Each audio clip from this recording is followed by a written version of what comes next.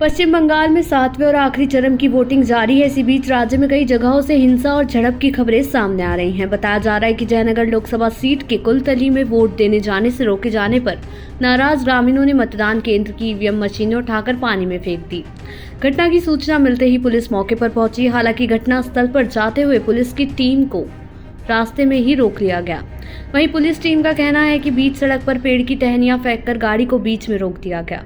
वहीं इस मामले के बाद पार्टियों ने एक दूसरे पर निशाना साधना भी शुरू कर दिया है, जिसके चलते बीजेपी प्रत्याशी अशोक कंडारी ने आरोप लगाया कि विपक्ष जानबूझकर एजेंटों को बैठने नहीं दे रही है। साथ ही उन्होंने चुनाव आयोग के केंद्रीय बलों पर भी उंगली उठाई। बीजेपी ने दावा किया है कि सुबह से ही पार्टी के कार्यकर्ताओं को बैठने नहीं दिया जा रहा है।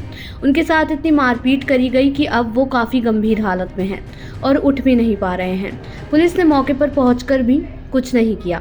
साथ ही ग्रामीणों ने भी तृणमूल पर आरोप लगाते हुए कहा कि पार्टी के बदमाश उन्हें वोट देने से रोक रहे हैं। बताया जा रहा है कि इस पूरी झड़प के दौरान एक बीजेपी कार्यकर्ता घायल भी हो गया है। पीड़ित की मां ने जानकारी देते हुए बताया कि इस बार उनका बेटा बीजेपी का बूथ एजेंट बना है, लेकिन जब वो बूथ पर पहुंचा तो उसे बैठने नहीं दिया गया और उसे पकड़कर बहुत पीटा। मारपीट की खबर मिलते ही चुनाव अधिकारी वहां पहुंचे और आयोग ने घटना के मद्देनजर जांच शुरू कर दी है। ऐसा पहली बार नहीं है जब चुनावों के बीच पश्चिम बंगाल में हिंसा का माहौल पैदा किया गया है। इससे पहले भी पश्चिम बंगाल में चुनाव के दौरान कई बार हिंसा के मामले सामने आ चुके हैं।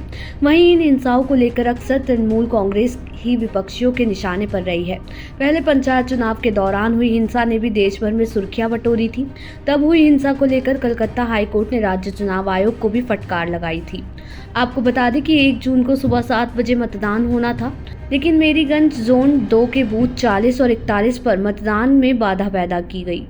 बाद में वैकल्पिक ईवीएम लाकर वहां वोटिंग शुरू की गई। जानकारी है कि पंचायत चुनाव में राज्य में कई जगहों पर ऐसा हिंसा का नजारा देखने को मिला था। वहीं रिपोर्ट्स के मुताबिक मीडिया से बात करते हुए गांव के बीजेपी प्रत्याशी ने कहा कि गांव की महिलाएं 40 और 41 बूथ पर एजेंटों को बैठने से रोकने पर इकट्ठा हो गई। उनकी मांग थी कि उन्हें क्लेम एजेंटों को वहां बैठने की अनुमति दी जाए, लेकिन सत्ता पक्ष ने इस पर रोक लगा दी। वो बीजेपी एजेंटों को वहां बैठने नहीं देना चाहती थी, इसलिए वहां मौजूद सारी महिलाओं ने मिलकर ईवीएम मशीन को पानी में फेंक दिया।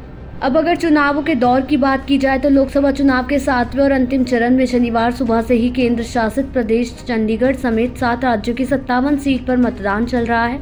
वहीं इसी दौरान वाराणसी संसदीय क्षेत्र में भी मतदान जारी है, जहां से प्रधानमंत्री नरेंद्र मोदी लगातार तीसरी बार चुनावों में खड़े हुए हैं।